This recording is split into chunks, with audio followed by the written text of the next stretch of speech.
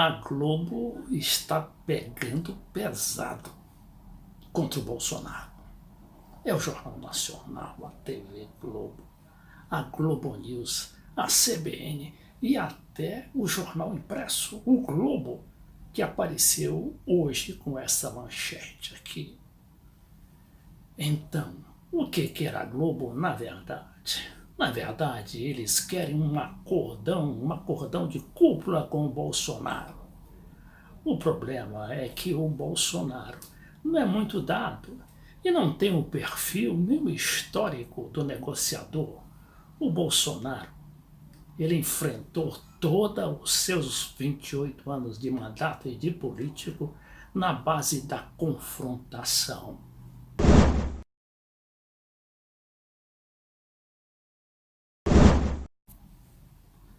Então, o que quer a Globo, aparentemente, pelo menos, ela quer que volte à situação anterior de ser o veículo hegemônico da comunicação no Brasil, ou seja, leve 60% ou 70% da verba publicitária e dos demais favorecimentos governamentais.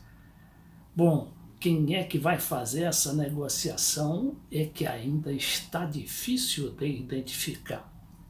Principalmente depois que a gente soube que o principal homem, o principal fonte, o principal negociador do governo Bolsonaro, pelo menos nessa situação de imprensa e de mídia, é o general Heleno. Mas o general Heleno também foi lá para a Suíça, em Davos, com o presidente, juntamente com outros 4 ministros, inclusive com o juiz Sérgio Moro, que deverá fazer também uma apresentação especial naquela reunião dos grandes empresários do mundo. Enquanto isso, o pau está comendo. Nem a viagem do presidente a Davos, que se esperava, haveria pelo menos um respiro, justamente para projetar bem a imagem não só do presidente, como do Brasil no exterior, a partir da cobertura da reunião de Davos.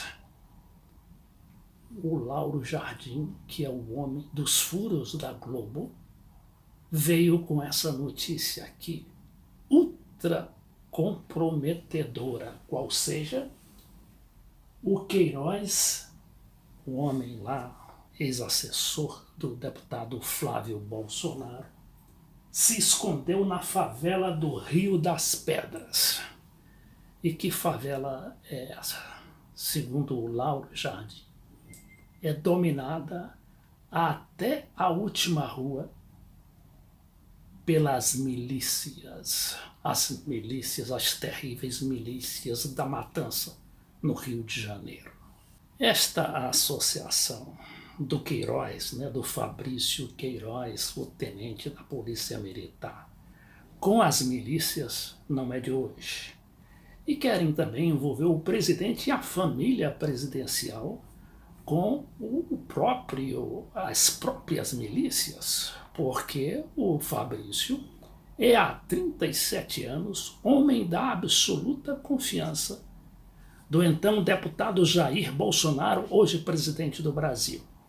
Aqui a Veja também, que não está distante desta briga, muito pelo contrário, está mais discreta, mas essa capa aqui, as armas da família brasileira, as armas e a família brasileira, dá bem a entender o tom de ironia ao falar do último decreto do presidente sobre as armas. Mas isso não é tudo. O recado está aqui nessa coluninha radar, quando ao lado de uma foto do Fabrício diz o seguinte: antes de paralisarem a investigação por ordem do Supremo Tribunal Federal, os procuradores do Ministério Público do Rio de Janeiro estavam impressionados com a ficha de Fabrício Queiroz durante sua passagem pela PM.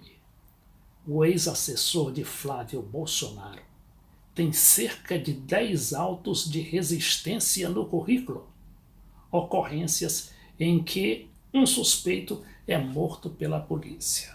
Ou seja, está dando a entender aqui que o tenente e atual ex-tenente no caso, porque está aposentado, Fabrício Queiroz, o homem-chave até há pouco do Flávio Bolsonaro lá no Rio de Janeiro, teria matado ou teria se envolvido na matança de pelo menos 10 pessoas.